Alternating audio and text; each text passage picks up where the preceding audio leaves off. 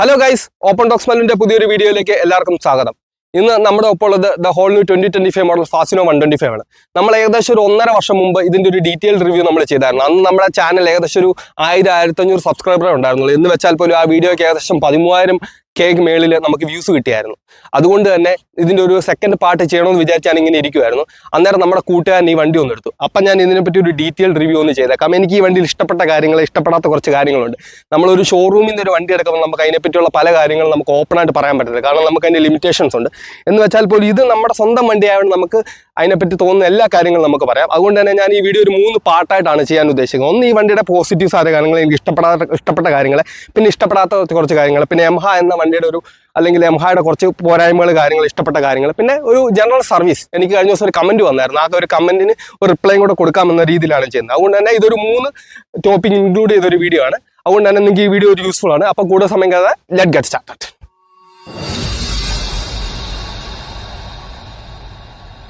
നമുക്കിനി എല്ലാ വീഡിയോയിലെ പോലെ വണ്ടിയുടെ ഫ്രണ്ട് വ്യൂ തന്നെ തുടങ്ങാം. ഞാനൊരു ഫസിനോ 125 ഓണറാണ്. ഇത് ഫസിനോ 125 ഹൈബ്രിഡ് ആണ്. എൻ്റെ ഇരിക്കുന്ന ഫസിനോ 125 FI ആണ്. അതായത് ഇതിന് മുമ്പത്തെ വേരിയൻ്റ് ആണ്. അത് ഏകദേശം ഒരു 3-3.5 കൊല്ലമായി എൻ്റെ ഇരിക്കാൻ തുടങ്ങിയിട്ട്. അപ്പോൾ ഇവൻ്റെ ഒരു ഹൈബ്രിഡ് മോഡലാണ് വരുന്നത്. നമുക്ക് ഇതിൻ്റെ ഫ്രണ്ടിലേക്ക് വരുമ്പോൾ ഡിസൈൻ ലാംഗ്വേജിൽ ഒരു മാറ്റങ്ങളും വരുത്തിയിട്ടില്ല 2025-ലും. പഴയ ഫസിനോ 125ൻ്റെ ഡിസൈനാണ്. എനിക്ക് തോന്നുന്നത് ഈ വണ്ടി ഒരു അരയന്നത്തെ കണ്ട് ഇൻസ്പയർ ചെയ്ത ഒരു ഡിസൈനിലാണ് എനിക്ക് തോന്നുന്നത്. കാരണം വണ്ടി ഒരു ലോങ് ആംഗിളിൽ നോക്കുമ്പോൾ നമുക്കൊരു അരയന്നത്തിൻ്റെ ഡിസൈൻ കാണുന്നത്. കാരണം അരയന്നത്തിൻ്റെ ആ തല ഇങ്ങനെ നിൽക്കുന്നു, അരയന്നത്തിൻ്റെ ടെയിൽ ഇങ്ങനെ നിൽക്കും. അതിന് രണ്ടിനൊരു ഗുണമുണ്ട്. ഈ ടെയിൽ ഇങ്ങനെ നിൽക്കുന്നതുകൊണ്ട് തന്നെ കുറച്ച് ഇഷ്യൂസ് ഉണ്ട്. ഞാൻ അത് അവിടെ വരുമ്പോൾ പറയാം. വണ്ടിയുടെ ഫ്രണ്ടിലേക്ക് വരുമ്പോൾ നമുക്കൊരു ക്രോം ഫിനിഷ് കൊടുത്തിട്ടുണ്ട്. ആ ക്രോം ഫിനിഷിന് ഡുവൽ ചേമ്പർ ആയിട്ടുള്ള LED ഹെഡ്ലാംപ്സ് ആണ് കൊടുത്തേക്കുന്നത്. അത്യാവശ്യം നല്ല വിസിബിലിറ്റി ഉണ്ട്. എൻ്റെ ഇരുന്നത് ഹാലോജൻ മോഡലായിരുന്നു. ഇതിലേക്ക് വരുമ്പോൾ നമുക്ക് നടുക്കൊരു DRL കൊടുത്തിട്ടുണ്ട്. പിന്നെ നമുക്ക് 2 ചേമ്പറായിട്ട് കൊടുത്തത് ഞാൻ ജസ്റ്റ് ഒന്ന് ഓണാക്കി കാണിക്കാം. നമ്മൾ താക്കോൽ ഓണാക്കുമ്പോൾ തന്നെ വണ്ടിയുടെ DRS ഓൺ ആകുന്നുണ്ട്, നമുക്കിവിടെ കാണാൻ പറ്റുന്നുണ്ട്. അതൊരു സ്ട്രൈറ്റ് DRS ആണ് കൊടുത്തേക്കുന്നത്. പിന്നെ നമ്മൾ വണ്ടി സ്റ്റാർട്ട് ചെയ്തിട്ട് നമുക്കിവിടെ സ്വിച്ച് ഓൺ ആക്കുമ്പോൾ നമ്മുടെ ഡിമ്മും ബ്രൈറ്റും നമുക്ക് ചേഞ്ച് ചെയ്ത് നമുക്ക് ഓണാൻ പറ്റും. ഇവിടെ പാസും കൊടുത്തിട്ടുണ്ട്. ഇതാണ് ഇതിൻ്റെ ഹെഡ്ലാമ്പ് സിസ്റ്റം. എൻ്റെ ഇരുന്ന ഹാലോജൻ ആയിരുന്നു എന്ന് പറഞ്ഞാൽ പോലും നമുക്കത് വണ്ടി സ്റ്റാർട്ട് ആകുമ്പോൾ നമുക്ക് ഇതുപോലെ ലൈറ്റ്സ് ഓൺ ആകുമായിരുന്നു. പിന്നെ നമുക്ക് ഇതിലേക്ക് താഴേക്ക് വരുമ്പോൾ നമുക്ക് നമ്പർ പ്ലേറ്റ് കാണാൻ പറ്റുന്നുണ്ട്, നമ്പർ പ്ലേറ്റ് യൂണിറ്റ് കാണാൻ പറ്റുന്നുണ്ട്. യമഹയുടെ ഒരു ബാഡ്ജിങ് കൊടുത്തിട്ടുണ്ട്. പിന്നെ നമുക്കിവിടെ സിൽവർ ക്രോം കൊടുത്തിട്ടുണ്ട്. ഇതിൻ്റെ 2 വേരിയൻറ്റിൽ നമുക്ക് സിൽവർ ക്രോമും വരുന്നുണ്ട്. അതുപോലെ തന്നെ നമ്മുടെ ഒരു പിയാനോ ബ്ലാക്ക് ഫിനിഷും വരുന്നുണ്ട്. അത് നമുക്ക് ഇഷ്ടമുള്ള ഓപ്ഷൻ അനുസരിച്ച് നമ്മൾ പെയിൻറ്റ് ജോബിനനുസരിച്ച് നമുക്ക് മാറ്റാൻ പറ്റുന്നതാണ്. പിന്നെ ഇതിപ്പം ടോപ്പ് വേരിയൻ്റ് ആയതുകൊണ്ട് നമുക്കിവിടെ ഒരു DRSോ കാര്യങ്ങളൊന്നും വരുന്നില്ല. പക്ഷേ ഇതിന്റെ ബേസ് വേരിയന്റിൽ നമുക്ക് ഇവിടെ അല്ല DRS കൊടുക്കുന്നത്. LED ലൈറ്റ്സ് അല്ലാത്തതുകൊണ്ട് തന്നെ നമുക്കിവിടെ നോർമൽ ഹാലോജൻ DRS ആണ് കൊടുക്കുന്നത്. നമുക്ക് ഇവിടെ കൊടുത്തിട്ടുണ്ട്. ഇതിലേക്ക് നമുക്ക് DRLസിന് പകരം നമുക്ക് ഇവിടെ കൊടുത്തേക്കുന്നത് വെച്ചാൽ ഹാലോജൻ ഇൻഡിക്കേറ്റർ യൂണിറ്റ്സ് ആണ് നമുക്ക് ഈ വണ്ടി കൊടുത്തത്. ലൈറ്റ്സ് ഫ്രണ്ടും ബാക്കും LED ആണെങ്കിൽ പോലും നമുക്ക് ഹാലോജൻ ഇൻഡിക്കേറ്റർ യൂണിറ്റ്സ് ആണ് കൊടുത്തേക്കുന്നത്. അതൊരു പോരായ്മയായിട്ട് നമുക്ക് വേണമെങ്കിൽ പറയാം. പക്ഷേ ഒരു പോരായ്മ അല്ല എനിക്ക് തോന്നുന്നുണ്ട്. കാരണം നമ്മുടെ വിസിബിലിറ്റി ഇഷ്യൂസ് കാരണമാണ് അങ്ങനെ ചെയ്യാനുള്ള കാരണം പല ബ്രാൻഡുകൾ. പിന്നെ ഒരു കോസ്റ്റ് കട്ടിങ്ങിൻ്റെ ഒരു ഭാഗം അതിൻ്റെ അകത്ത് വരുന്നുണ്ട്. പിന്നെ ഇപ്പുറത്തേക്ക് വരുമ്പോൾ നമുക്ക് വേറെ ഡിസൈൻ ലാംഗ്വേജിൽ നിന്ന് മാറ്റങ്ങൾ വരുന്നില്ല. താഴേക്ക് വരുമ്പോൾ നമുക്ക് മെറ്റൽ ഫെൻഡർ കാണാൻ പറ്റുന്നുണ്ട്. ഇത് കാണാൻ പറ്റുന്നുണ്ട്, മെറ്റൽ ഫെൻഡർ ആണ്. പക്ഷേ ഇവിടെയൊക്കെ യൂസ് ചെയ്തിരിക്കുന്ന ഫൈബർ പാർട്സ് ആണ്. ഈ വണ്ടിയുടെ മിക്ക പാർട്സും ഫൈബർ പാർട്സ് ആണ്. അതുകൊണ്ട് തന്നെ ഈ വണ്ടിയുടെ കെയർ വെയിറ്റ് എന്ന് വെച്ചാൽ 99 കിലോ ഉള്ളു. ഒരു 125 സെഗ്മെന്റിൽ ഏറ്റവും ലൈറ്റസ്റ്റ് സ്കൂട്ടറാണ്. ഇതുവരെ ഇറങ്ങിയിരിക്കുന്ന ഏറ്റവും ലൈറ്റസ്റ്റ് സ്കൂട്ടറാണ് ഫസിനോ 125. ഇതുവരെ ഇന്ത്യയിൽ ഇറങ്ങിയിട്ടില്ല. പിന്നെ നമ്മൾ എടുത്ത് പറയേണ്ട ഒരു വ്യത്യാസം എന്ന് വെച്ചാൽ ഇതിന്റെ ബേസ് വേരിയന്റിൽ നമുക്ക് ഫ്രണ്ടിലത്തെ ഫെൻഡർ മെറ്റൽ അല്ല വരുന്നത്, ഫൈബർ പാർട്സ് ആണ് വരുന്നത്. അങ്ങനെ ഒരു വ്യത്യാസം കൂടെ കൊടുത്തിട്ടുണ്ട്. പിന്നെ നമുക്ക് ഫ്രണ്ടിലേക്ക് വരുമ്പോൾ നമുക്ക് ബാക്കി നമ്മുടെ സസ്പെൻഷനും കാര്യങ്ങളെല്ലാം കാണാൻ പറ്റുന്നുണ്ട്. ഇനി നമ്മൾ വണ്ടിയുടെ താഴത്തെ ബാക്കി വിശേഷങ്ങളിൽ കിടക്കുകയാണെങ്കിൽ നമ്മൾ നേരത്തെ ഉള്ള ഫസിനോയിൽ കണ്ടിട്ടുള്ള അതേ ഒരു സസ്പെൻഷൻ സെറ്റപ്പ് തന്നെയാണ് ഇവിടെ യൂസ് ചെയ്തേക്കുന്നത്. അതായത് നോർമൽ ടെലിസ്കോപ്പിക് സസ്പെൻഷൻ ആണ് കൊടുത്തേക്കുന്നത്. അത്യാവശ്യം കുഞ്ഞുകുഴിയൊക്കെ അബ്സോർവ് ചെയ്യുന്ന രീതിയിലുള്ള സസ്പെൻഷൻ സെറ്റപ്പാണ് ഈ വണ്ടി കൊടുത്തേക്കുന്നത്. പിന്നെ നമ്മൾ വണ്ടിയുടെ ടയറിന്റെ സൈഡിലേക്ക് കിടക്കുകയാണെങ്കിൽ 90-90-12 തന്നെ നമ്മുടെ യൂറോ ഗ്രിപ്പിന്റെ ട്യൂബ്ലെസ് ടയർസ് ആണ് യൂസ് ചെയ്തേക്കുന്നത്. എനിക്ക് തോന്നുന്നത് എൻ്റെ കയ്യിലിരുന്ന മോഡലിൽ വേറൊരു ചാത്തൻ കമ്പനിയുടെ ടയർ ആയിരുന്നു ഇവർ യൂസ് ചെയ്തേക്കുന്നത്. ആ ഒരു ടയർ അത്ര ഒരു കംഫോർട്ട് കാര്യങ്ങളൊന്നുമില്ല. ഇതിലേക്ക് വരുമ്പോൾ യൂറോ ഗ്രിപ്പിലായിട്ട് അപ്ഗ്രേഡ് ചെയ്തിട്ടുണ്ട്. എനിക്ക് തോന്നുന്നത് ഒരു കഴിഞ്ഞ കൊല്ലം തൊട്ട് ആ ഒരു മാറ്റം അവർ വരുത്തിയിട്ടുണ്ട്. പിന്നെ നമ്മൾ ഫ്രണ്ടിലത്തെ ബ്രേക്കിംഗ് സൈഡിലേക്ക് എടുക്കുകയാണെങ്കിൽ നമുക്ക് 190 mm ബ്രേക്കിംഗ് സിസ്റ്റം ആണ് ഫ്രണ്ട് യൂസ് ചെയ്യുന്നത്. അത് നമുക്ക് സിംഗിൾ പിസ്റ്റൺ കാലിബേഴ്സും കൊടുക്കുന്നത്. ഫ്രണ്ടിൽ നമുക്ക് ഡിസ്ക് ബ്രേക്കും വരുന്നുണ്ട്. പിന്നെ ബാക്കിലേക്ക് വരുമ്പോൾ നമുക്ക് ഡ്രം ബ്രേക്കാണ് വരുന്നത്. 130 mm ഡ്രം ബ്രേക്കാണ്. പിന്നെ ഈ വണ്ടിയിൽ സ്റ്റാൻഡേർഡ് ആയിട്ട് നമ്മുടെ UBS വരുന്നുണ്ട്. അത് യൂണിഫൈഡ് ബ്രേക്കിംഗ് സിസ്റ്റം. അതാണ് നമ്മുടെ കോംബി ബ്രേക്കിംഗ് സിസ്റ്റത്തിന്റെ വേറെ യമഹ വിളിക്കുന്നത്. അപ്പോൾ ഇതൊക്കെയാണ് ഈ വണ്ടിയുടെ വിഷയങ്ങൾ. പിന്നെ നമ്മൾ ഫ്രണ്ടിലെ അലോയ് വീൽസ് കൊടുക്കുന്ന 12 സെഷൻ അലോയ് വീൽസ് ആണ് കൊടുത്തേക്കുന്നത്. നമ്മുടെ ബ്ലാക്ക് പെയിന്റഡ് കോട്ടറാണ്. ബാക്കിലേക്ക് വരുമ്പോൾ 10 സെഷൻ അലോയ് വീൽസ് ആണ് ബാക്കിൽ കൊടുത്തേക്കുന്നത്. അത്യാവശ്യം ഒരു കംഫോർട്ടും കാര്യങ്ങളെല്ലാം തരുന്ന രീതിയിലാണ് വണ്ടിയുടെ ടയർ സെറ്റപ്പ് എല്ലാം ഡിസൈൻ ചെയ്തേക്കുന്നത് ഈ പ്രാവശ്യം.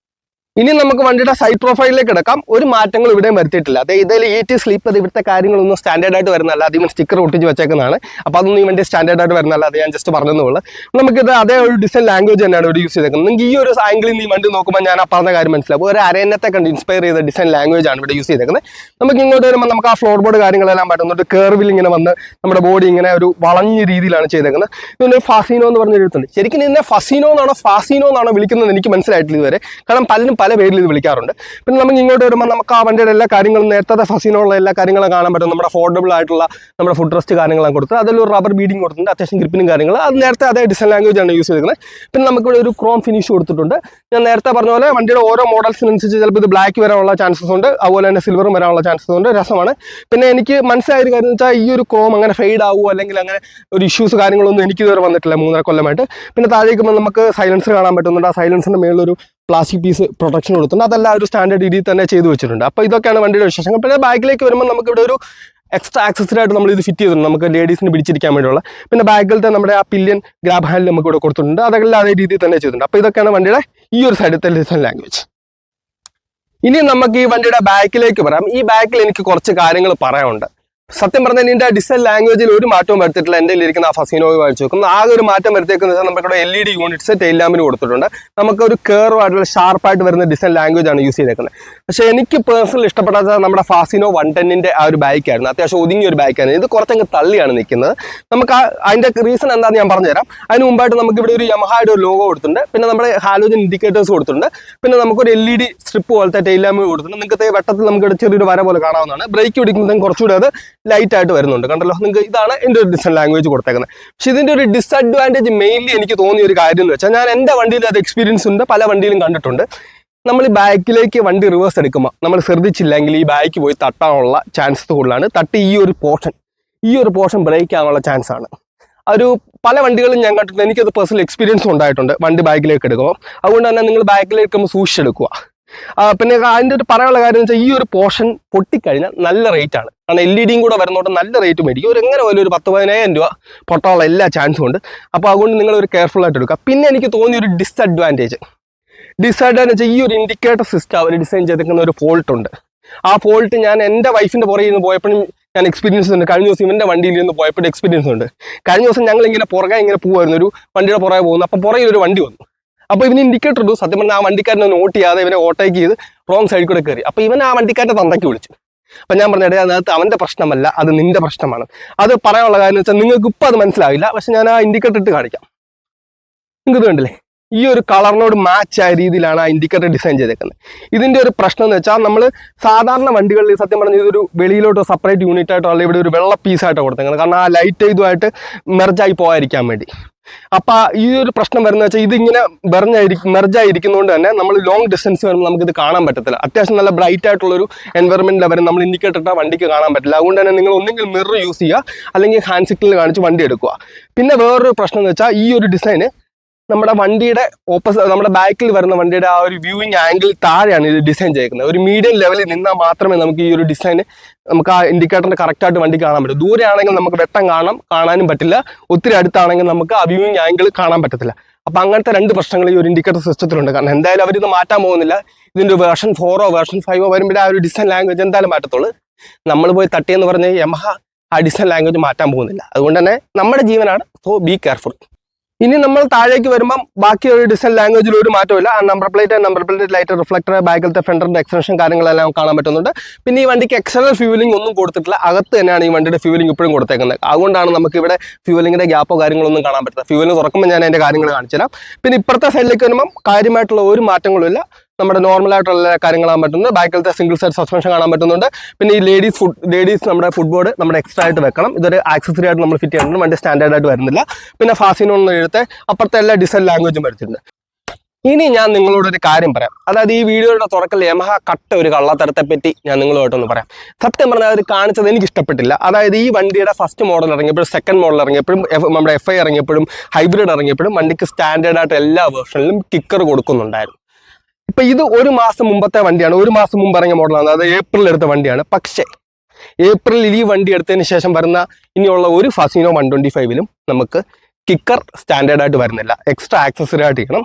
നമുക്കിവിടെ ഒരു ഹോൾ മാത്രമേ കൊടുത്തുള്ളൂ. സത്യം പറഞ്ഞാൽ എനിക്ക് പേഴ്സണലി അത് ഇഷ്ടപ്പെട്ടില്ല. ഒരു ഫസീനോ 125 യൂസർ എന്ന രീതിയിൽ എനിക്ക് ഒട്ടും ഇഷ്ടപ്പെട്ടില്ല. യമഹ കാണിച്ച സത്യം പറഞ്ഞ ആളെ പറ്റിക്കലാണ്. അങ്ങനെ ഒരു മാറ്റം വരുത്തുന്ന കാര്യം യമഹ സത്യം പറഞ്ഞാൽ ഒരിടത്തും അത് പറഞ്ഞിട്ടില്ല. ഒരു അഡ്വർടൈസ്മെന്റ്, ഒരു ഇൻഫർമേഷൻ ആയിട്ടോ അല്ലെങ്കിൽ ഒരു പബ്ലിക് ഒരു യൂസർ റിവ്യൂലോ ഒന്നും അത് പറഞ്ഞിട്ടില്ല. എനിക്ക് തോന്നുന്നു ഇവിടുത്തെ യൂട്യൂബേഴ്സ് ആരും അത് പറഞ്ഞിട്ടില്ല. ഞങ്ങൾ ഇത് നോട്ട് ചെയ്യാനുള്ള കാര്യം എന്ന് വെച്ചാൽ, ഞങ്ങൾ നേരത്തെ നമ്മുടെ FCS ഹൈബ്രിഡ് ചെയ്യാൻ പോയപ്പോൾ ഞങ്ങൾ ഈ വണ്ടി നോക്കിയപ്പോഴത്തേക്ക് അവിടെ സ്റ്റോക്ക് ഇരിക്കുന്ന വണ്ടി നോക്കിയപ്പോൾ കിക്കർ വരുന്നില്ല. അപ്പം ഞങ്ങൾ ചോദിച്ചപ്പോൾ അവരാണ് പറയുന്നത് ഇനിയുള്ള മോഡൽസ് കിക്കർ വരുന്നില്ല, എക്സ്ട്രാ ആക്സസറി ആയിട്ട് ചെയ്യണം.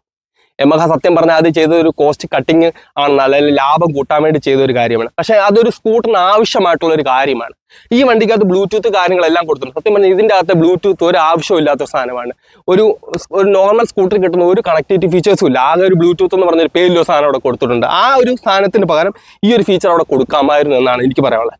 ഞാനത് പറയാനുള്ള കാര്യം വെച്ചാൽ നമുക്ക് എൻ്റെ ഫസീനോ എടുത്ത് വീട്ടിൽ നിന്ന് വന്ന ആ ദിവസം തന്നെ വണ്ടിയുടെ ബാറ്ററി അടിച്ചു പോയി. കിക്കർ ഉണ്ടായിരുന്നുകൊണ്ടാണ് ഞാൻ അടിച്ച് സ്റ്റാർട്ടാക്കിയത്. അപ്പോൾ നിങ്ങൾക്ക് പറയാം നമ്മുടെ വണ്ടിയുടെ ECU സെൻസറിനൊക്കെ അത് അഫക്റ്റ് ചെയ്യാൻ ചാൻസ് ഉണ്ട്. പക്ഷെ ഞാൻ ചോദിക്കുന്ന ഒരു കാര്യം, ഈ വണ്ടി എവിടെയെങ്കിലും ഒന്ന് ബ്രേക്ക് ഡൗൺ ആയി കിടന്നു, അല്ലെ ബാറ്ററി ഡൗൺ ആയി വണ്ടി കിടന്നു, നിങ്ങൾ എങ്ങനെ ഈ വണ്ടി എത്തിക്കും അടുത്ത ഷോറൂമിൽ, അല്ലെ അടുത്ത ഒരു സർവീസ് സെന്റർ വരെ എങ്ങനെ എത്തിക്കും? ഒരു ബൈക്കാണെങ്കിൽ നമുക്ക് എഞ്ചിൻ സ്റ്റാർട്ടാക്കി നമുക്ക് എടുത്തോണ്ട് പോകും, അല്ലെങ്കിൽ നമ്മുടെ ഇറക്കത്തെ ഇട്ടോ, അല്ലെങ്കിൽ വണ്ടി സെക്കൻഡ് ഇട്ടോ, അല്ലെങ്കിൽ സെൻട്രൽ സ്റ്റാൻഡ് ഇട്ടോ വണ്ടി സ്റ്റാർട്ടാക്കി എടുത്തോണ്ടും. പക്ഷെ സ്കൂട്ടർ എങ്ങനെ സ്റ്റാർട്ടാക്കും? എൻ്റെ ഒരു അറിവിൽ ഇതുവരെ ഒരു സ്കൂട്ടർ നമ്മുടെ ബാറ്ററി ഇല്ലാതെ അല്ലെ കിക്കറില്ലാതെ സ്റ്റാർട്ട് ചെയ്യാനുള്ള ടെക്നോളജി ഇറങ്ങിയിട്ടില്ല. അങ്ങനെ വല്ല ടെക്നോളജി ആർക്കെങ്കിലും ഇറങ്ങുമെന്ന് പറഞ്ഞില്ല. അപ്പോൾ ഈ ഒരു കാര്യം ആളെ പറ്റിക്കലായിട്ടാണ് എനിക്ക് തോന്നിയത്. ഒരു കിക്കർ കൊടുക്കാമായിരുന്നു. എല്ലാ വേരിയന്റിലും അത് കൊടുക്കുന്നുണ്ടെങ്കിൽ, ഇത്രയും കാലം കൊടുത്തെങ്കിൽ അത് സ്റ്റാൻഡേർഡ് ആയിട്ട് കൊടുക്കണം എന്നാണ് എൻ്റെ ഒരു അഭിപ്രായം. ഒരു യൂസർ എന്ന രീതിയിൽ അതൊരു യൂസ്ഫുൾ ഫീച്ചറാണ് സ്കൂട്ടറിന്, ഒരു ബേസിക് ആയിട്ട് വേണ്ട കാര്യങ്ങളാണ്. അപ്പം നിങ്ങൾ ചിലപ്പം പറയായിരിക്കും ECU കാര്യങ്ങളെ അഫക്റ്റ് ചെയ്യുന്നു. പക്ഷേ ഒരു എമർജൻസി സിറ്റുവേഷൻ നമ്മൾ എന്താ ചെയ്യേണ്ടത്? അതാണ് ചെയ്യേണ്ടത്. അല്ലാതെ നമുക്കൊരു 10 കിലോമീറ്റർ അപ്പുറത്ത് ഷോറൂം ഉണ്ടെങ്കിൽ ഇത് തലക്കെട്ടി വെച്ച് കൊണ്ടുപോകാൻ പറ്റത്തില്ലല്ലോ. അപ്പോൾ ആ ഒരു കാര്യം നമുക്ക് കാണിച്ച് എനിക്ക് ഇഷ്ടപ്പെട്ടില്ല. ഒരു ഒപ്പീനിയൻ എന്ന രീതിയിൽ ഞാനത് പറയുന്നതാണ്. പിന്നെ നമുക്ക് ബാക്കി എഞ്ചിൻ്റെ സ്പെക്കിലേക്കും കാര്യങ്ങളിലേക്കും കിടക്കാം. ഇനി നമുക്ക് ഈ വണ്ടിയുടെ എഞ്ചിന്റെ സൈഡിലേക്ക് കിടക്കാം. ഈ വണ്ടിക്ക് നേരത്തെ ഫസീനോയിൽ കണ്ട അതേ ഒരു എഞ്ചിൻ തന്നെയാണ് കൊടുത്തേക്കുന്നത്. ഒരു 125cc air cooled 4-stroke 2 valve എഞ്ചിനാണ് കൊടുത്തേക്കുന്നത്. ഒരു ഫ്യൂൽ ഇഞ്ചക്ഷൻ ഹൈബ്രിഡ് വണ്ടിയാണ്. ഇതിന് ഉൽപ്പാദിക്കാൻ പറ്റുന്ന മാക്സിമം പവർ ഫ്രീക്വൻസി 8.2 PS പവറും അതുപോലെ 10.3 Nm ടോർക്കുമാണ് ഈ വണ്ടിക്ക് ഉൽപ്പാദിക്കാൻ പറ്റുന്നത്. പിന്നെ ഈ വണ്ടിക്ക് ഒരു സ്മാർട്ട് മോട്ടോർ ജനറേറ്റർ കൊടുത്തിട്ടുണ്ട്. അതുകൊണ്ടാണ് ഈ വണ്ടിക്ക് സൈലന്റ് സ്റ്റാർട്ട് വരുന്നത്. അതുപോലെ തന്നെ ഈ മോട്ടർ ഒരു സ്റ്റാർട്ടറുമായിട്ട് വർക്ക് ചെയ്യും. അതുപോലെ തന്നെ വണ്ടിക്ക് ഒരു ചെറിയൊരു സപ്പോർട്ടുമായിട്ട് വർക്ക് ചെയ്യുന്നത്. അങ്ങനെയാണ് ഇതിന്റെ ഹൈബ്രിഡ് ടെക്നോളജി യൂസ് ചെയ്യുന്നത്. ഞാൻ നേരത്തെ നമ്മുടെ ഹൈബ്രിഡ് പറഞ്ഞ പോലെ തന്നെ ഇതൊരു ഫുള്ളി ഹൈബ്രിഡ് വണ്ടിയല്ല, ഒരു മൈൽഡ് ഹൈബ്രിഡ് വണ്ടിയാണ്. അതായത് വണ്ടി സ്റ്റാർട്ട് ആകുന്ന ആ ഒരു ടൈമിൽ ആ വണ്ടിയുടെ ഒരു പുഷ് വേണ്ട ആ സമയങ്ങളിൽ മാത്രമേ കൊടുക്കുന്നുള്ളൂ. ഈ വണ്ടി സ്റ്റാർട്ടായ ഒരു 10 സെക്കൻഡ് താഴെയാണ് ഈ വണ്ടിയുടെ ഹൈബ്രിഡ് ടെക്നോളജി യൂസ് ചെയ്യുന്നത്. അല്ല വണ്ടി റണ്ണിങ്ങിലോ കാര്യങ്ങളോ ഒന്നും ഹൈബ്രിഡ് ടെക്നോളജി യൂസ് ചെയ്യുന്നത്. അതായത് നമ്മുടെ പെട്രോളോ ഫ്യൂലുമായിട്ടൊന്നും സ്വിച്ച് ആകുന്നില്ല, പെട്രോൾ മോട്ടറുമായിട്ടൊന്നും ഈ വണ്ടി റണ്ണിങ്ങിൽ സ്വിച്ച് ആകുന്നില്ല. വണ്ടി സ്റ്റാർട്ട് ആകുന്ന ആ ഒരു 5-10 സെക്കൻഡിലേക്ക് മാത്രം ഒരു സപ്പോർട്ട് കിട്ടുന്നതാണ്. ആ ടൈമിലാണ് ഫ്യൂൽ ഏറ്റവും കൂടുതൽ വണ്ടി ബേൺ ചെയ്യുന്നത്. ആ ഒരു അതിനുവേണ്ടി ഒരു സപ്പോർട്ടിന് മാത്രമാണ് കൊടുത്തേക്കുന്നത്. അതുകൊണ്ട് ഇതൊരു മൈൽഡ് ഹൈബ്രിഡ് വണ്ടിയാണ്. പിന്നെ ഈ വണ്ടിക്ക് കമ്പനി സർട്ടിഫൈ ചെയ്യുന്നത് 66+ ആണ്. പക്ഷെ എന്ന് പറഞ്ഞാൽ പോലും 70+ കിട്ടുന്ന പല ആളുകളും ഇവിടെ ഉണ്ട്. കാരണം ഞാനിപ്പോൾ ഇവനോട് ചോദിച്ചപ്പോൾ പറഞ്ഞു പാലയിൽ സൊമാറ്റോ ഓടുന്ന ഒരു പുള്ളിക്ക് 70+ ഈ വണ്ടിക്ക് കിട്ടുന്നുണ്ട്. ഞാൻ ജസ്റ്റ് ഈ വണ്ടിക്ക് കിട്ടുന്ന മൈലേജ് ഞാൻ ഞങ്ങളെ ഈ സ്ക്രീൻഷോട്ടായിട്ട് കാണിക്കും. ഇന്ന് രാവിലെ കിട്ടിയ ഒരു മൈലേജാണ്. 60 കിലോമീറ്റേഴ്സ് ഈ വണ്ടിക്ക് ഫസ്റ്റ് സർവീസ് കഴിഞ്ഞതുള്ളൂ. ഏകദേശം 2000 കിലോമീറ്റർ ഓടിയിട്ടുള്ള 60+ ഈ വണ്ടിക്ക് കിട്ടുന്നുണ്ട്. പിന്നെ എൻ്റെ ഇരുന്ന ഫസീനോ ഹൈബ്രിഡ് അല്ലായിരുന്നു, ഇതേ മോഡൽ തന്നെയായിരുന്നു, FI ആയിരുന്നു. അതിന് ഏകദേശം 55+ എനിക്ക് കിട്ടുന്നുണ്ടായിരുന്നു. ഞാനത് പറയാനുള്ള കാര്യം വെച്ചാൽ എൻ്റെ ഭാര്യ എന്നും രാവിലെ ജോലിക്ക് പോകുമ്പോൾ ഞാൻ 100 രൂപയ്ക്ക് പെട്രോൾ അടിച്ചു കൊടുക്കുമായിരുന്നു. അത് അവൾ ആ 100 രൂപ പെട്രോളിൽ തിരിച്ചു വരുമായിരുന്നു. ഏകദേശം അത്യാവശ്യം കിലോമീറ്ററും കാര്യങ്ങളെല്ലാം ഓടുമായിരുന്നു. ഒരു 50-60 കിലോമീറ്റർ ഓടുമായിരുന്നു.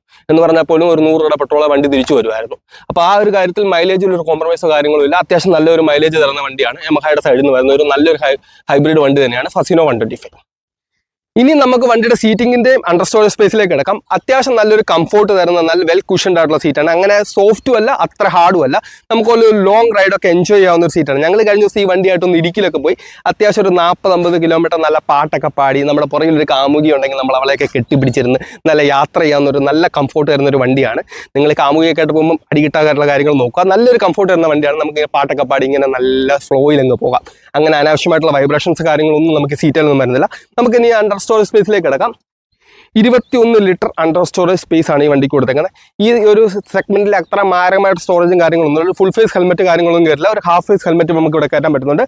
പിന്നെ ഇവിടെ അനാവശ്യമായിട്ടുള്ള ലൈറ്റോ കാര്യങ്ങളൊന്നുമില്ല. നമുക്ക് ഇവിടുത്തെ ടയർ പ്രഷറിന്റെ വാണിംഗ് കാര്യങ്ങൾ എഴുതിയിട്ടുണ്ട്. അങ്ങനെയുള്ള കാര്യങ്ങൾ. പിന്നെ നമുക്ക് എക്സ്ട്രാ ആയിട്ട് നമുക്ക് ഇതിൽ വേണമെങ്കിൽ USB ചാർജിങ് പിടിപ്പിക്കാം. ഫ്രണ്ടിൽ നമുക്കൊന്നും ഫിറ്റ് ചെയ്യാനുള്ള ഓപ്ഷൻ ഇല്ല. നമുക്ക് ഇവിടെ എവിടെയോ അതിനുള്ള ഓപ്ഷൻ ഉണ്ട്. അത് എവിടെയാണെന്ന് എനിക്കറിയത്തില്ല. ഞാനും ചോദിച്ചപ്പോൾ അവർ പറഞ്ഞിട്ടുണ്ട്. പക്ഷേ ഷോറൂമുകാർ പലപ്പോഴും അത് ചെയ്യാറില്ല. എക്സ്ട്രാ ഫിറ്റിംഗ് ആണ്. പിന്നെ നമുക്ക് ഇവിടെ കൊടുക്കുന്ന E20 കേപ്പബിൾ ആയിട്ടുള്ള നമ്മുടെ ഇന്റേണൽ ഫ്യൂലിംഗ് ആണ് കൊടുക്കുന്നത്. സീറ്റിനടി തന്നെയാണ് ഫ്യൂലിംഗ് കൊടുക്കുന്നത്. 5.2 ലിറ്റർ ആണ് കിട്ടുന്നത്. ഒരു അത്യാവശ്യം നല്ല മൈലേജ് കിട്ടുന്ന അത്യാവശ്യം റേഞ്ച് കിട്ടുന്ന ഒരു വണ്ടിയാണ്. നിങ്ങൾക്ക് ഇവിടെ കാണാൻ പറ്റുന്ന ഒരു മെറ്റൽ ക്യാപ്പിംഗ് ആണ് കൊടുക്കുന്നത്. E20 കേപ്പബിൾ ആണ്. പിന്നത്തെ ഈ ഒരു സാധനം എന്താണെന്ന് നിങ്ങൾക്ക് മനസ്സിലായോ? ഇതാണ് ഈ വണ്ടിയുടെ ബ്ലൂടൂത്ത്. മീറ്ററിലല്ല ഇത് കൊടുത്തേക്കുന്നത്, ഇവിടെയാണ് കൊടുത്തേക്കുന്നത്. ഇവിടെ ഒരു ചെറിയൊരു QR കൊടുത്തിട്ടുണ്ട്. ഇത് യമഹയുടെ വൈ കണക്ട് ആപ്പ് ഉപയോഗിച്ച് സത്യം പറഞ്ഞത് സ്കാൻ ചെയ്യാം. ഇത് സ്കാൻ ചെയ്തിട്ട് 1.5 മണിക്കൂർ ഇത് സ്കാൻ ചെയ്യാൻ വേണ്ടി ഞങ്ങൾ കഴിഞ്ഞ ദിവസം എടുത്തു. ഇതിൻ്റെ സത്യം പറഞ്ഞാൽ എന്ത് യൂസാണ് യമഹ ഇതുകൊണ്ട് കാണുന്നതെന്ന് എനിക്ക് മനസ്സിലാകുന്നത്. സത്യം പറഞ്ഞാൽ ഈ ഒരു സാധനം ഇവിടെ വെക്കുന്നതിന് വലിയൊരു സാധനം എടുത്തു മാറ്റി സത്യം പറഞ്ഞാൽ ആ കിക്കർ കൊടുക്കാറുണ്ടെന്നാണ് എനിക്ക് പറയാനുള്ളത്. ഇതിനകത്ത് രസകരമായ ഒരു ഫീച്ചറുണ്ട്. അതായത് നമ്മുടെ വണ്ടി ലാസ്റ്റ് പാർക്ക് ചെയ്ത ലൊക്കേഷൻ. ഞാൻ നിങ്ങളൊരു സ്ക്രീൻഷോട്ട് പറ്റുവാണെങ്കിൽ കാണിക്കാം. ഇവന്റെ വണ്ടി സത്യം പറഞ്ഞ് ഇപ്പം ഞങ്ങൾ നിൽക്കുന്ന കോട്ടയത്താണ്. ഇപ്പം ആ സാധനം എടുത്ത് നോക്കുകയാണെങ്കിൽ ഇവന്റെ വണ്ടി പാല അപ്പുറത്തിരിക്കുന്നതായിട്ട് കാണിക്കുന്നു. അത് അവിടുന്ന് മാറിയിട്ടില്ല. ഇവൻ അവിടെ പെയർ ചെയ്ത് അതേ സ്ഥലത്ത് തന്നെയാണ് ഇപ്പോഴും അതിരിക്കുന്നത്. നല്ല വിചിത്രമായ ഫീച്ചറാണ്. പിന്നെ ഇതിനകത്ത് കോൾ അലേർട്സ്, വണ്ടിയുടെ ഓയിൽ ചേഞ്ച് കാര്യങ്ങളെല്ലാം വരുന്നുണ്ട്. ഈ മീറ്ററെ കോൾ അലേർട്സ് ഉണ്ട്, കുറ്റം പറയുമല്ല. ഇത് വരാതെ ഒരു കോൾ അലേർട്സ് വന്നിട്ട് ഞങ്ങൾ കണ്ടിട്ടില്ല. ഫോൺ വൈബ്രേറ്റ് ചെയ്തല്ല അതേ വരത്തില്ല. അതെന്തുകൊണ്ടാണ് അറിയില്ല, ബഗ്ഗാണോ എന്ന് എനിക്കറിയില്ല. അപ്പോൾ അവിടെ ഇരിക്കുന്ന വണ്ടി അവിടെ തന്നെ ഇരിപ്പുണ്ട്, മോട്ടിച്ചോണ്ട് പോയിട്ടില്ല കേട്ടോടാ. നിന്റെ വണ്ടി മോട്ടിച്ചോണ്ട് പോയിട്ടില്ല. അപ്പം അങ്ങനെ ഒരു ഫീച്ചറുണ്ട്. നിങ്ങൾക്ക് എൻ്റെ ഒരു പേഴ്സണൽ ഒപ്പീനിയൻ ഈ ഒരു സാധനം വേസ്റ്റ് ആണ്. ഞാൻ പലപ്പോഴും ബ്ലൂടൂത്ത് വണ്ടിയിൽ ഒരു വേസ്റ്റ് ആണെന്നാണ് പറയാറുള്ളത്. പക്ഷേ ഈ ഒരു സാധനം അഡാർ വേസ്റ്റ് ആയിട്ടാണ് എനിക്ക് തോന്നുന്നത്. നമ്മളൊരു ഷോറൂമിന്റെ വണ്ടി അല്ലാത്തതുകൊണ്ടാണ് നമ്മൾ ഇത്രയും പറയുന്നത്. നിങ്ങൾക്ക് ഒരു ബാറ്ററി സേവ് ചെയ്യാൻ താല്പര്യമുണ്ടെങ്കിൽ ഈ ഒരു സാധനം ഊരിയിടുക.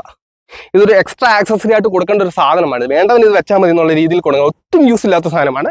അപ്പോൾ ഇതൊക്കെയാണ് ഈ വണ്ടിയുടെ ഇവിടുത്തെ വിശേഷങ്ങൾ. പിന്നെ നമുക്ക് ബൂട്ട് ലൈറ്റോ കാര്യങ്ങളൊന്നുമില്ല. നമുക്കിവിടെ ഒരു ടൂൾ കിറ്റ് കാര്യങ്ങളെല്ലാം കൊടുത്തിട്ടുണ്ട്.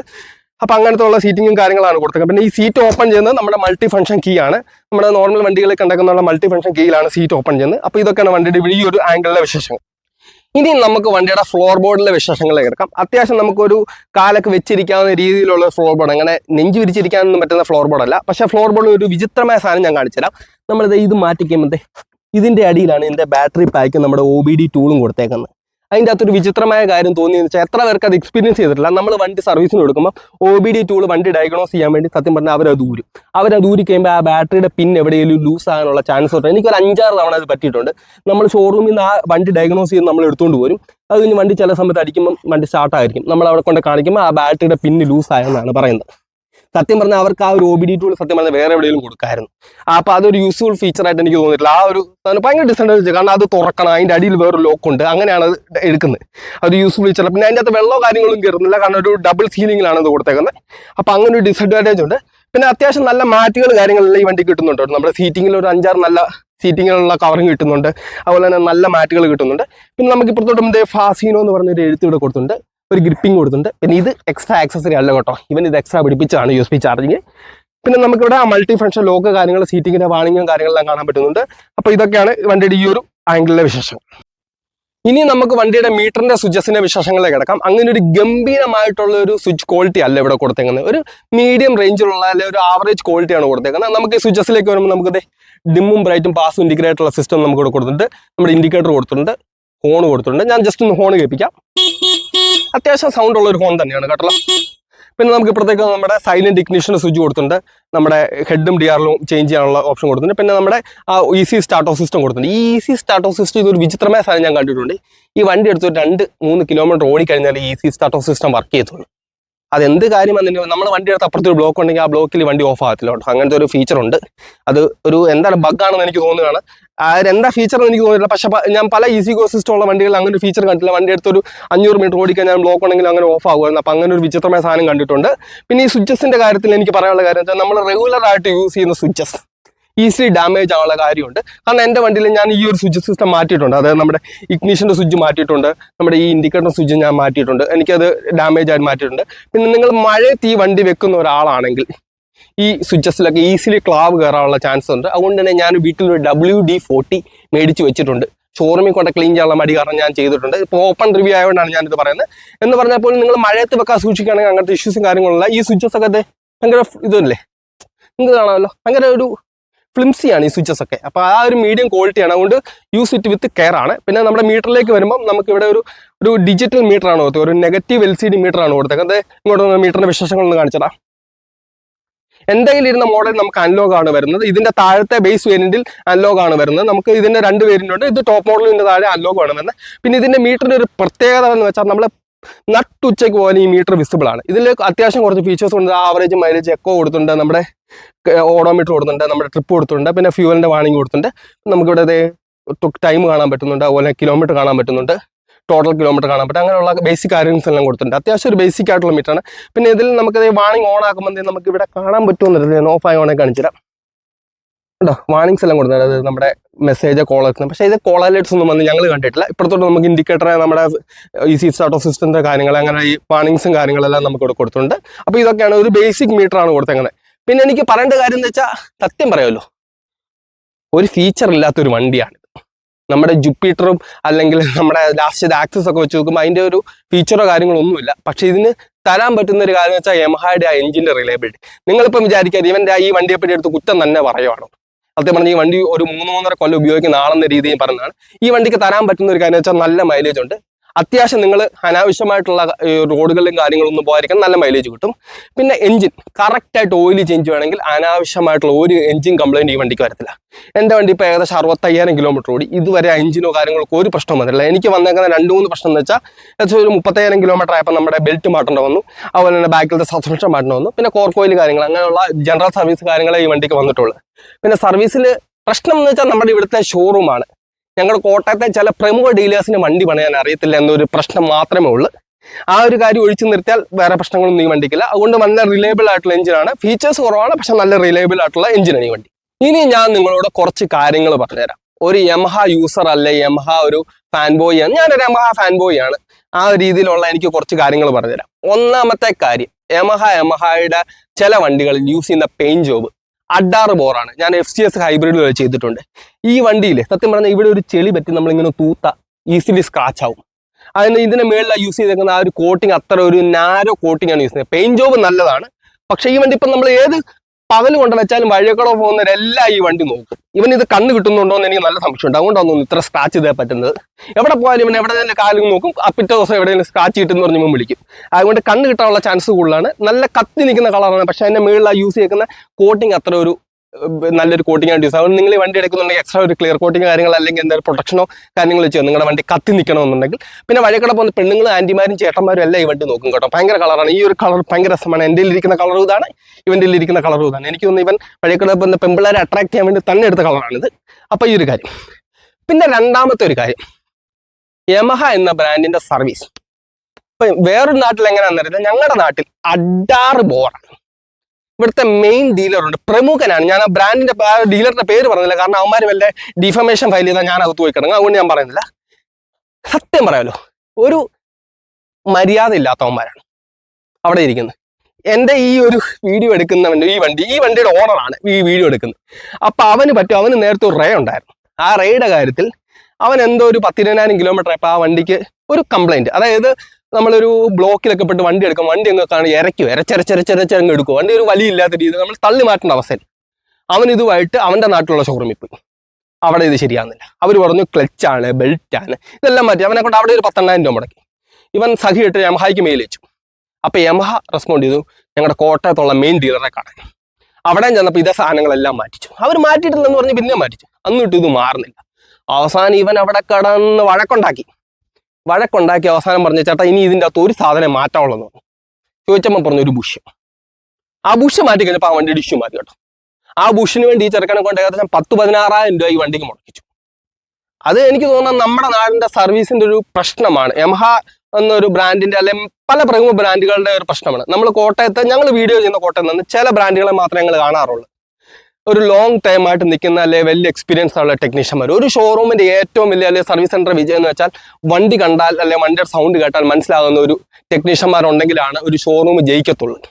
അപ്പം നമ്മൾ ഈ ഒരു ബ്രാൻഡിന്റെ പ്രശ്നം, ഞങ്ങളുടെ ഇവിടുത്തെ ഷോറൂമിൽ രാവിലെ വണ്ടി കൊടുക്കുമ്പോൾ A എന്ന് പറഞ്ഞൊരു ടെക്നീഷ്യനും B എന്ന് പറഞ്ഞ സർവീസ് മാനേജറും പിറ്റേ ദിവസം വണ്ടി എടുക്കുമ്പോൾ ഇവർ രണ്ട് റിസൈൻ ചെയ്തെന്നാണ് നമ്മൾ അറിയുന്നത്. ITI കഴിഞ്ഞ് അല്ലെങ്കിൽ എഞ്ചിനീയറിംഗ് കഴിഞ്ഞ് വരുന്നവന്മാരാണ് ഈ വണ്ടി പണിയുന്നത്. അവന്മാർക്ക് വണ്ടി നന്നാക്കാത്ത റീപ്ലേസ്മെന്റ്, വണ്ടിയുടെ എല്ലാ സാധനങ്ങളും ഇങ്ങനെ മാറ്റി കളിക്കുക. കഴിഞ്ഞ ദിവസം നമ്മുടെ CT110 ഉണ്ട്. CT110Xന് വണ്ടി കുറ്റം പറയാൻ പറ്റില്ല. ഏകദേശം 1,50,000 കിലോമീറ്റർ ആ വണ്ടി ഓടി 3-3.5 കൊല്ലം കൊണ്ട്. വണ്ടി സ്റ്റാർട്ട് ആകുന്നില്ല. ഞാൻ തള്ളി ഷോറൂമിൽ കൊണ്ട് കൊടുത്തു. പക്ഷെ 1.5 ആഴ്ച എടുത്തു. ECU മാറ്റുന്നു, വണ്ടിയുടെ കാർബറേറ്റർ മാറ്റുന്നു, എല്ലാ സാധനങ്ങളും. അവസാനം സഹി ഇട്ടിട്ട് ഞാൻ എൻ്റെ റീജിയണൽ മാനേജറിനെ വിളിച്ചു പറഞ്ഞു, സാറേ ഒരു കാര്യം ആ എഞ്ചിനോട് അങ്ങ് മാറ്റിയാൽ ആ പ്രശ്നങ്ങൾ തീർന്നു. അവസാനം അങ്ങനെ എൻ്റെ സഹി ഇട്ടിട്ടാണ് അവന്മാർ ആ വണ്ടി സ്റ്റാർട്ടാക്കി. അവസാനം കണ്ടുപിടിച്ചു കാർബറേറ്ററിന് എല്ലാ സാധനങ്ങളും മാറ്റി കണ്ടു കാർബറേറ്റർ. പിന്നെ ആ വണ്ടിയുടെ പൂർണ്ണമായിട്ട് മിസ്സിങ് മാറിയിട്ടില്ല. ഞാൻ എന്തായാലും ആ വണ്ടി മാറ്റാനുള്ള കാര്യമായതുകൊണ്ട് ഇനി എന്തായാലും പണിയുന്നില്ല എന്ന് ചോദിച്ചു. പിന്നെ ഞാൻ രണ്ടാമതൊരു കാര്യം പറഞ്ഞുതരാം. എനിക്കൊരു പേഴ്സണൽ ഇൻസിഡന്റ് ആട്ടോ. എൻ്റെ ഒരു അപ്പാച്ചി 200 ഉണ്ടായിരുന്നു, ഒരു BS4. അതിനൊരു വലിയൊരു കംപ്ലൈൻറ്റ് പറ്റി. ഇത് നിങ്ങൾ അറിഞ്ഞിരിക്കേണ്ട ഒരു കാര്യമാണ്. ഞാനിത് പറയാനുള്ള കാര്യം, വലിയൊരു കംപ്ലൈൻറ്റ്. അതായത് വണ്ടി റണ്ണിങ് ഒരു 0.2 സെക്കൻഡ് 3 സെക്കൻഡ് വണ്ടിക്ക് മിസ്സിങ് വരും. ഞാൻ ഷോറൂമിൽ കൊണ്ടുപോയി. കോട്ടൺ TVS ആണ്. അപ്പോൾ അതിൻ്റെ കാര്യം പറഞ്ഞിട്ടില്ല, അവർ നല്ലതായിട്ട് എന്നെ സപ്പോർട്ട് ചെയ്തതാണ്. കോട്ടൺ TVS കൊണ്ടുപോയി. ഞങ്ങൾ ഏകദേശം ഒരാഴ്ചയോളം ഈ വണ്ടി അവിടെ വെച്ച് വണ്ടിയുടെ എല്ലാ സാധനങ്ങളും മാറ്റി. RR യൂണിറ്റ് മാറ്റി, അങ്ങനെ കാർബറേറ്റർ മാറ്റി. പക്ഷേ ഈ വണ്ടി ഇഷ്യൂ ഏകദേശം എൻ്റെ ഒരു 8-10 രൂപ പൊട്ടി നടക്കുന്നത്. അവസാനം എന്നോട് അവിടുത്തെ സർവീസ് മാനേജർ ജിമ്മിൻ പറഞ്ഞു, ജിമ്മിനെ എഞ്ചിൻ താക്കണം, എഞ്ചിൻ കംപ്ലൈൻറ്റ് ആകും. ഞാൻ പറഞ്ഞാ എഞ്ചിൻ താക്കുന്നില്ല, എനിക്ക് വിഷമാന്ന് പറഞ്ഞു. ഞാൻ എടുത്തോണ്ട് അപ്പം എൻ്റെ ഒരു കൂട്ടുകാരൻ, ഞങ്ങൾ രണ്ടുപേരും ഒരേ ദിവസമാണ് വണ്ടി എടുക്കുന്നത്. എൻ്റെ നമ്പരും അവൻ്റെ വണ്ടിയുടെ നമ്പറുമായിട്ട് ഒറ്റ വെച്ചത്. അവൻ എന്നെ വിളിച്ചു, എടാ കോട്ടയത്ത് ചേട്ടായി എന്ന് പറഞ്ഞൊരു മെക്കാനിക് ഉണ്ട്, പുള്ളി ഒന്ന് കണ്ട കാണിക്കാൻ പറഞ്ഞു. ഞാൻ രാവിലെ ചേട്ടായി കൊണ്ട് കാണും. ചേട്ടാ നേരം വണ്ടി വെച്ചിട്ടോ, ഞാൻ ഉച്ചയാകുമ്പോൾ വിളിക്കാമെന്ന് പറഞ്ഞു. ഞാൻ ആ ചേട്ടായിയെ വിളിച്ചു, ഉച്ചയായപ്പോൾ ബിബിനെ നീ വരാൻ പറഞ്ഞു. ഞാൻ ATM പോയി ഒരു 5000 രൂപ അക്കൗണ്ടിൽ നിന്ന് എടുത്തിട്ട്, ഞാൻ പൈസക്കാരനല്ല കേട്ടോ, 5000 രൂപ അക്കൗണ്ടിൽ നിന്ന് എടുത്തിട്ട് ഞാൻ അവിടെ ചെന്നു. നമ്മൾ ചേട്ടായി വണ്ടി എന്നോടൊന്ന് ഓടിച്ചു നോക്കാൻ പറഞ്ഞു. ഞാൻ ഓടിച്ചു നോക്കാൻ മിസ്സിംഗ് ആണ്. ഞാൻ പുള്ളിയുടെ അടുത്ത് ചേട്ടാ എത്ര രൂപയാണ്? പുള്ളി പറഞ്ഞു, ചേട്ടാ ഒന്നുമില്ല, നീ എന്തായാലും തന്നാൽ മതി എന്ന് പറഞ്ഞു. നമ്മൾ ചേട്ടാ എത്ര രൂപയാന്ന് പറയാൻ പറഞ്ഞു. പുള്ളി ഒരു 50 രൂപയ്ക്ക് ആ പ്രശ്നം തീർത്തു. ഞാൻ 1.5 ആഴ്ച നടന്നിട്ട് നേരെയാകാത്ത പ്രശ്നം. ഒരു ക്ലാമ്പയിൽ ഒരു ക്ലാവ് അല്ലെ ഒരു എന്തോ ഒരു കണക്ടർ ജോയിൻ്റെ ഒരു ക്ലാവിലെ ഒരു പ്രശ്നം വന്നതാണ് ആ ഒരു ഇഷ്യൂ വന്നത്. അത് പുള്ളി കണ്ടുപിടിച്ചു. അങ്ങനെയുള്ള ടെക്നീഷ്യന്മാരുണ്ടെങ്കിലാണ് ഒരു സർവീസ് സെന്റർ പ്രശ്നം. ഇതിൽ കലിപ്പ് കയറിയ ഞാൻ നേരെ കോട്ടയം DVSലോട്ട് ചെന്ന് സർവീസ് മാനേജറിനെ നന്നായിട്ട് പറഞ്ഞു. സർവീസ് മാനേജർ അതെല്ലാം കേട്ടിട്ട് പറഞ്ഞു, എടാ ഞങ്ങളുടെ കുഴപ്പമല്ല, ഇത് ഞങ്ങൾക്ക് ഇവിടെ വെച്ച് കണ്ടുപിടിച്ചാലേ കണ്ടുപിടിക്കാൻ പറ്റത്തുള്ളൂ, അത് ഞങ്ങൾക്ക് സമയം വേണം. അപ്പം ഞാൻ പറഞ്ഞു, എടാ എൻ്റെ വണ്ടിക്കകത്ത് നിന്ന് മാറ്റിയ സാധനങ്ങളെല്ലാം ഒരു കംപ്ലൈൻറ്റും ഇല്ലാത്ത സാധനങ്ങളാണ്, അപ്പം അതിൻ്റെ കാര്യം നിങ്ങൾ എന്ത് ചെയ്യുമെന്ന് ചോദിച്ചു. അവൻ പറഞ്ഞു, നീ വെയിറ്റ് ചെയ്യ്, ഒരാഴ്ച കൊണ്ട് നിനക്ക് റീപ്ലേസ് തരാമെന്ന് പറഞ്ഞു. അവർ ആ എമൗണ്ട് എൻ്റെ ഒറിജിനൽ ബില്ലും കാര്യങ്ങളും ഉണ്ടായിരുന്നുണ്ട്, ആ എമൗണ്ട് ഫുൾ എനിക്ക് ഒരാഴ്ച കൊണ്ട് റീംബേഴ്സ് ചെയ്തു തന്നു. TVSന് മെയിൽ അയച്ച് റീംബേഴ്സ് ചെയ്തു. 1 രൂപ പോലും ഇല്ല, സർവീസ് ചാർജ് പോലും എടുക്കാതെ എനിക്ക് ആ സാധനങ്ങളുടെ ബില്ല് റീംബേഴ്സ് ചെയ്തു തന്നു. അതാണ് ചെയ്യേണ്ടത്. നമ്മളൊരു സർവീസിൽ അല്ലെ ഒരു വണ്ടി സർവീസിന് കൊടുക്കുന്നുണ്ടെങ്കിൽ നിങ്ങൾ നോട്ട് ചെയ്യേണ്ട 2-3 കാര്യങ്ങൾ വെച്ചാൽ, വണ്ടിയിൽ എന്ത് കാര്യം ചെയ്താൽ ഒരു മേജറായിട്ടുള്ള സർവീസ് ചെയ്യുന്നുണ്ടെങ്കിൽ അതിൻ്റെ ബില്ലും കാര്യങ്ങളെല്ലാം നോട്ട് ചെയ്ത് വെക്കുക. വണ്ടി എനിക്ക് എൻ്റെ ഒരു പേഴ്സണൽ ഒപ്പീനിയനിൽ വണ്ടിയിൽ മാറ്റുന്ന എല്ലാ സാധനങ്ങൾക്കും ഒരു മിനിമം വാറണ്ടി ഉണ്ട്. ആ വാറണ്ടി പീരീഡിന് ഇപ്പോൾ ആ ഒരു കംപ്ലൈൻറ്റ് വന്നാൽ നിങ്ങൾക്ക് ചോദിക്കാം, എന്തുകൊണ്ട് എൻ്റെ സാധനം മാറ്റിയിട്ട് ഈ കംപ്ലൈൻറ്റ് മാറുന്നില്ല. നിങ്ങൾക്ക് ആ ബില്ലുണ്ടെങ്കിൽ യമഹായ്ക്ക് അല്ലെങ്കിൽ ഏത് ബ്രാൻഡിനാണെങ്കിൽ മെയിൽ അയച്ച് നിങ്ങൾക്ക് ആൻസർ ചെയ്യിപ്പിക്കാൻ പറ്റും, നിങ്ങളുടെ റീംബേഴ്സ് ചെയ്യാൻ പറ്റും. കാരണം നിങ്ങൾ ഉണ്ടാക്കുന്ന പൈസയാണ്, 1 രൂപയ്ക്ക് പോലും അതിൻ്റെ വാല്യൂ ഉണ്ട്. 1 രൂപ കൊടുത്ത സാധനം മാറ്റിയിട്ടുണ്ടെങ്കിൽ അതിന് ആ ബില്ല് നമ്മുടെ കയ്യിലുണ്ടെങ്കിൽ നമുക്ക് ചോദിക്കാം. അതുകൊണ്ട് നിങ്ങൾ ആ ബില്ലും കാര്യങ്ങളെല്ലാം കീപ്പ് ചെയ്യുക. പിന്നെ വേറൊരു കാര്യം പറയാം, നിങ്ങളൊരു മേജർ സർവീസിന് വണ്ടി കൊണ്ടുപോകുന്നുണ്ടെങ്കിൽ ഇപ്പോൾ ഒരു സ്റ്റാർട്ടിങ് കംപ്ലൈൻ്റ് ആണ്, നിങ്ങൾ നോട്ട് ചെയ്യേണ്ട കാര്യം വെച്ചാൽ ആ ഇഷ്യൂ എന്താണെന്നുള്ള കാര്യം പറ്റുമെങ്കിൽ റെക്കോർഡ് ചെയ്യാൻ നോക്കുക, ഒരു വീഡിയോ ആയി ചെറിയായിട്ട് വെക്കുക. നമ്മൾ ആശുപത്രി ചെല്ലുമ്പോഴും മെക്കാനിക്കിൻ്റെ അടുത്ത് ചെല്ലുമ്പോൾ ഈ കംപ്ലൈൻറ്റ് കാണത്തില്ല. അവർ പറയും വണ്ടി നന്നാക്കിയെന്ന്, എടുത്തുകൊണ്ട് ഒരു 1/2 കിലോമീറ്റർ ഇത് തന്നെ. അപ്പം നിങ്ങൾ ചെയ്യേണ്ട ഒരു അഡ്വൈസാണ്, നിങ്ങൾ വണ്ടി എടുത്തിട്ട് അവരോട് പറയാം, ഞാൻ ഈ വണ്ടി കൊണ്ടുപോകുന്നില്ല, ഒരു 2 കിലോമീറ്റർ ഞാൻ ഓടിച്ചു നോക്കിയിട്ട് കംപ്ലൈൻറ്റ് ഇല്ലെങ്കിൽ ഞാൻ വണ്ടി എടുത്തുകൊണ്ട് പോകാമെന്ന് പറഞ്ഞ് വണ്ടി എടുത്തുകൊണ്ട് പോകാം. എന്നിട്ട് നിങ്ങൾക്ക് ആ ഒരു കംപ്ലൈൻറ്റ് വരാനുള്ള കാര്യം എന്താണെന്നറിയാം, ഏത് സിറ്റുവേഷൻ, ആ ഒരു സിറ്റുവേഷൻ റീക്രിയേറ്റ് നോക്കും 1-2 തവണ. അങ്ങനെ ഇഷ്യൂ വന്നില്ലെങ്കിൽ പൈസ കൊടുത്ത് വണ്ടി എടുത്തുകൊണ്ട് വരിക, ഇല്ലെങ്കിൽ ആ ടിക്കറ്റ് റീഓപ്പൺ ചെയ്യിപ്പിക്കുക. ഇതാണ് ചെയ്യാനുള്ളത്. അതുകൊണ്ട് എടുത്തുകൊണ്ട് വരാൻ നിങ്ങൾ ആ വണ്ടിയുടെ കാര്യങ്ങൾ നോക്കുക. ഇങ്ങനെയുള്ള കാര്യങ്ങളിൽ നമുക്ക് സർവീസ് സെൻറ്ററിൽ പറയാൻ പറ്റത്തില്ല, അവരെയും കുറ്റം പറയാൻ പറ്റത്തില്ല. കാരണം നമുക്ക് OBD ടൂളും കാര്യങ്ങളെല്ലാം വെച്ച് ഒരു പരിധി വരെയുള്ള കാര്യങ്ങളെ കണ്ടുപിടിക്കാൻ പറ്റത്തുള്ളൂ. ചില കാര്യങ്ങൾ കണ്ടുപിടിക്കാൻ പറ്റത്തില്ല, അത് എക്സ്പീരിയൻസ് ടെക്നീഷ്യന്മാർക്ക് അത് കണ്ടുപിടിക്കാൻ പറ്റത്തുള്ളൂ. അപ്പം അതിന് ടൈം വേണം. പക്ഷെ നമ്മുടെ സൈഡ് എപ്പോഴും നമ്മൾ ജെനുവനായിട്ട് പ്രൂഫും കാര്യങ്ങളെല്ലാം വെച്ചേക്കും. അപ്പോൾ ആ ഒരു കാര്യങ്ങൾ എനിക്ക് പറയാനുണ്ട്. ഇത് ഞാൻ പറയാനുള്ള കാര്യം എന്ന് വെച്ചാൽ, കഴിഞ്ഞ ദിവസം ഞാൻ വീഡിയോ ചെയ്തപ്പോഴത്തേക്കും നമ്മുടെ ഒരു സബ്സ്ക്രൈബർ അദ്ദേഹം ഒരു ബ്രാൻഡിൻ്റെ ഒരു കമൻറ്റ് ഇട്ടു. ഞാൻ പറ്റുവാണെങ്കിൽ ആ കമൻറ്റ് ചില ഭാഗങ്ങൾ കാണിക്കാം. നിങ്ങൾ സർവീസിൻ്റെ കാര്യം ചില ബ്രാൻഡുകൾ പരാജയമാണ്. നമ്മൾ ശരിക്കും പരാജയമാണ്. കാരണം അവിടെ ഇരിക്കുന്ന ടെക്നീഷ്യന്മാർക്ക് അതിൻ്റെ വിവരമില്ല, ലോങ് ടേമിൽ നിൽക്കുന്ന ടെക്നീഷ്യൻസ് ഇല്ല. ലോങ് ടേമിൽ നിൽക്കുന്ന ടെക്നീഷ്യൻ ഒന്നെങ്കിൽ സ്വന്തമായിട്ട് ഷോപ്പ് തുടങ്ങിപ്പോവും, അല്ലെങ്കിൽ അവർ ഹൈ പേ ചോദിക്കുമ്പോൾ പറ്റാതെയാവും. ആ ഒരു കാര്യം കൊണ്ടാണ് നിൽക്കുന്നത്. അതുകൊണ്ട് നമ്മുടെ വണ്ടികൾ ഒരിക്കലും നമ്മളൊരു ടെസ്റ്റിംഗ് ഫേസിന് വേണ്ടി കൊടുക്കാതിരിക്കും. അതൊക്കെയാണ് എനിക്ക് പറയാനുള്ളത്. ഇതൊരു പേഴ്സണൽ ഒപ്പീനിയനാണ്, എൻ്റെ ഒരു പേഴ്സണൽ ഒപ്പീനിയൻ ഞാനിത് പറഞ്ഞതാണ്. അപ്പം നിങ്ങൾ പറയും, ഇവൻ നേരം വെളുത്തപ്പോൾ തൊട്ട് അല്ലെ കഴിഞ്ഞൊരു 10 മിനിറ്റ് ഈ വണ്ടിയുടെ കുറ്റം പറയുവാണ്. സത്യം പറഞ്ഞാൽ കുറ്റമല്ല, ഒരു യൂസർ എക്സ്പീരിയൻസ് റിവ്യൂ ആണ് പറയുന്നത്. നമ്മുടെ സർവീസ് സെന്ററിന്റെ കുറ്റമല്ല പറയുന്നത്. പക്ഷേ എനിക്കൊരു നല്ലൊരു ഒപ്പീനിയനും നല്ലൊരു കാര്യങ്ങളും സർവീസ് സെന്ററിൽ ഉണ്ടായിട്ടുണ്ട്. അതും ഞാൻ പറഞ്ഞുതരാം. നമ്മുടെ വണ്ടിക്ക് ഏകദേശം ഒരു 10-30,000 കിലോമീറ്റർ കഴിഞ്ഞപ്പോൾ ഒരു അനാവശ്യ വൈബ്രേഷൻ, കൈ കൊടുക്കുമ്പോഴും ഒരു 10-40 കിലോമീറ്ററിന് മേളിൽ കയറുമ്പോഴും വണ്ടി ഒരു അനാവശ്യ കിറ്റെല്ലാം കൂടി ഊരിപ്പോരുന്ന രീതിയിലുള്ള വൈബ്രേഷൻ. അപ്പം ഞാനിത് നമ്മുടെ സർവീസ് സെന്ററിൽ കൊണ്ട് കൊടുത്തു. അപ്പം അവർ പറഞ്ഞു വണ്ടിയുടെ നമ്മുടെ പറഞ്ഞ ബെൽറ്റ് കാര്യങ്ങളെല്ലാം കംപ്ലൈൻ്റ് ആണ്, ബെൽറ്റ് മാറ്റിയാൽ മാറുമെന്ന്. പക്ഷെ അതിനുശേഷം ആ ഇഷ്യൂ വന്നു.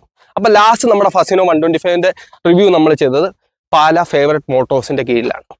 ഞാനിത് അവരെ പൊക്കി പറയുമല്ലോ കേട്ടോ, അന്തസ്സായിട്ട് സത്യം പറഞ്ഞാൽ ഞാൻ എൻ്റെ ഇപ്പോഴത്തെ സർവീസ് വരെ അവിടെയാണ് ചെയ്യുന്നത്, അതിനുശേഷമുള്ള സർവീസ്. അപ്പം നമ്മളവിടെ ചെന്ന് അവിടുത്തെ അജിൻ എന്ന് പറഞ്ഞാൽ നമ്മുടെ സർവീസ് മാനേജറിനെ കൊണ്ട് ഞാൻ ഈ കാര്യം പറഞ്ഞു, അജിനേടാ വണ്ടിക്ക് ഇങ്ങനെ പ്രശ്നമുണ്ട്, കാണിച്ചിട്ട് ശരി അവനോട് ഞാൻ ഇവിടെ ഒന്ന് കൊണ്ടുവരാൻ പറഞ്ഞു. അവിടെ കൊണ്ടുവന്നു, ആ സർവീസ് ചെയ്തു. അത് കഴിഞ്ഞ് ഇത്രയും കാലമായിട്ട് ഈ 1.5 കൊല്ലമായിട്ട് ആ വണ്ടിക്ക് ആ ഒരു കംപ്ലൈൻറ്റ് വന്നിട്ടില്ല. എന്താ മാറ്റിയെന്നൊന്നും എനിക്കറിയത്തില്ല. പക്ഷെ ആ വണ്ടിക്ക് അനാവശ്യമായിട്ടുള്ള ആ വൈബ്രേഷൻ വന്നില്ല. വണ്ടി ആ പഴയ രീതിയിൽ സ്മൂത്ത്നെസ്സിലേക്ക് തിരിച്ചു വന്നു. അതിനുശേഷം എല്ലാ സർവീസും ഞാൻ അവിടെ ചെയ്യുന്നു. അതുകൊണ്ട് തന്നെ ഒരു സർവീസ് സെന്ററിന്റെ ഏറ്റവും നല്ലൊരു വിജയമാണ്. ഞാൻ അവരെ പൊക്കി പറയുന്നത്, ഈ വീഡിയോയിൽ എനിക്ക് അവരെ പൊക്കി പറയാണ്ട് 1 രൂപ പ്രൊമോഷൻ തന്നിട്ടില്ല, 1 രൂപ പൈസ ഞാൻ മേടിച്ചിട്ടില്ല, ഒരു വീഡിയോയിൽ നമ്മൾ ചെയ്യാറുമില്ല പൈസ. അതുകൊണ്ട് തന്നെ ഞാൻ ആ ഒരു കാര്യം പറഞ്ഞു. അപ്പം എനിക്ക് ബെറ്റർ ആയിട്ട് തോന്നിയിട്ടുള്ള പാലായിലുള്ള ഫേവറേറ്റ് യമഹയാണ്. നിങ്ങൾക്ക് സെയിൽസിനും സർവീസിനും ഞാൻ ആ നമ്പർ ഇട്ടേക്കാം. ഇതൊരു പെയ്ഡ് പ്രൊമോഷൻ അല്ല, നിങ്ങൾക്ക് ആ സ്ക്രീനിൽ ഇട്ടേക്കാം. നിങ്ങൾക്ക് അവരെ കോൺടാക്ട് ചെയ്യാവുന്നതാണ്. അപ്പോൾ ആ ഒരു നല്ലൊരു സർവീസ് സെൻറ്റർ എക്സ്പീരിയൻസ് എനിക്ക് കിട്ടിയിട്ടുള്ളൂ. അങ്ങനെ ചെറിയ ചെറിയ ഷോറൂമുകളിൽ നിന്ന് എനിക്ക് നല്ല സർവീസ് സെൻറ്റർ എക്സ്പീരിയൻസ് കിട്ടുള്ളൂ. ഇതും അവൻ അവിടെയാണ് ചെയ്യുന്നത്. അപ്പോൾ ഇതൊക്കെയാണ് എനിക്ക് ഈ വണ്ടിയുടെ വിശേഷങ്ങൾ പറയാനുള്ളത്. കുറ്റമായിട്ട് പറഞ്ഞതെല്ലാം സത്യമായിട്ടുള്ള കാര്യമാണ്. ഒരു ഫീച്ചർ ഓറിയൻറ്റഡ് ആയിട്ടുള്ള വണ്ടിയല്ല, നല്ല മൈലേജ് തരുന്ന ഒരു വണ്ടിയാണ്. ഇപ്പോഴത്തെ നമ്മുടെ 106 ലിറ്റർ പെർ ലിറ്റർ വിലയുള്ള ഈ നാട്ടിൽ ഒരു 70 അല്ലെ ഒരു 60 മൈലേജ് എന്നൊക്കെ പറഞ്ഞാൽ നല്ല പക്കാ ഡീസൻ്റ് ആണ്. ആ ഒരു നല്ല മൈലേജ് തരും. പിന്നെ ഞാൻ നേരത്തെ പറഞ്ഞ പോലെ നല്ലൊരു കാമുകിയെ വെച്ച് അല്ലെങ്കിൽ വൈഫിനെയൊക്കെ വെച്ച് ഒരു 10-40 കിലോമീറ്റർ ഇങ്ങനെ പാട്ടൊക്കെ പാടി നല്ലൊരു ക്രൂസ് ചെയ്ത് പോകാവുന്നൊരു വണ്ടിയാണ്. ആ ഒരു പറയാനുള്ള കാര്യം എന്ന് വെച്ചാൽ നമ്മൾ ആ ഒരു 40-50 പോകുമ്പോൾ ഒരു ഐഡിയലിംഗ് സ്പീഡിൽ പോകുമ്പോഴത്തേക്കും അനാവശ്യമായിട്ടുള്ള ഒരു വൈബ്രേഷൻസ് ഇല്ല. നമ്മളിങ്ങനെ വെള്ളത്തിന്റെ മേളിൽ കൂടെ ഇങ്ങനെ തെന്നി പോകുന്നൊരു ഫീലിംഗ്, അല്ലെങ്കിൽ ഒരു വായുവിൽ കൂടെ ഇങ്ങനെ ഒരു ഫീലിലാണ് പോകുന്നത്. അത് എക്സ്പീരിയൻസ് ചെയ്യണം. എനിക്ക് ഭയങ്കര ഇഷ്ടമാണ് ഈ വണ്ടി ഇങ്ങനെ യൂസ് ചെയ്യാൻ. ഇങ്ങനെ പാട്ടൊക്കെ പാടി നല്ല പ്രേമഗാനമൊക്കെ പാടി കൊച്ചിനെ ഫ്രണ്ടിൽ വെച്ച് വൈഫിനെ ഇങ്ങനെ കെട്ടിപ്പിടിച്ചത് പോകാൻ എനിക്ക് ഭയങ്കര ഇഷ്ടമാണ്.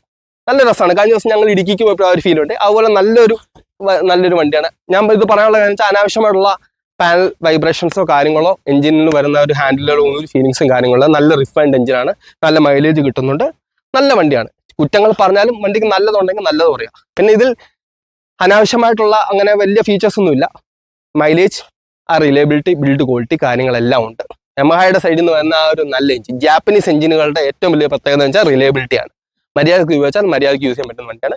അപ്പോൾ നിങ്ങൾക്ക് ഈ വണ്ടിയുടെ സെയിൽസ് ഉൾപ്പെടെയുള്ള എന്ത് ഡീറ്റെയിൽസിനും ഫേവറേറ്റ് യമഹയെ കോൺടാക്ട് ചെയ്യാവുന്നതാണ്. ഇതൊരു ഷോറൂം വണ്ടിയല്ല, അതുകൊണ്ടാണ് ഞാൻ ഇത്ര ഓപ്പൺ ആയിട്ട് പറഞ്ഞത്. പിന്നെ ഞാൻ ഈ വീഡിയോയിൽ പറഞ്ഞ കാര്യങ്ങൾ ആരെങ്കിലും ഹേർട്ട് ചെയ്തിട്ടുണ്ട്, ഏതൊരു ബ്രാൻഡ് എന്ന രീതിയിലോ ഏതൊരു ഷോറൂം എന്ന രീതിയിൽ ഹേർട്ട് ചെയ്യുന്നത് ഞാൻ സോറി ചോദിക്കുന്നു. കാരണം ഒരു ജെന്യൂൻ ഒപ്പീനിയൻ ആണ് പറയാൻ ഉദ്ദേശിച്ചത്. നമുക്ക് പല വീഡിയോസും ചെയ്യുമ്പോൾ നമുക്ക് പറയാൻ പറ്റാറില്ല. ചില വണ്ടികൾ നമ്മൾ എടുക്കുമ്പോൾ നമുക്ക് തോന്നിയിട്ടുണ്ട് എന്തൊരു വധം പിടിച്ച വണ്ടിയാണ്.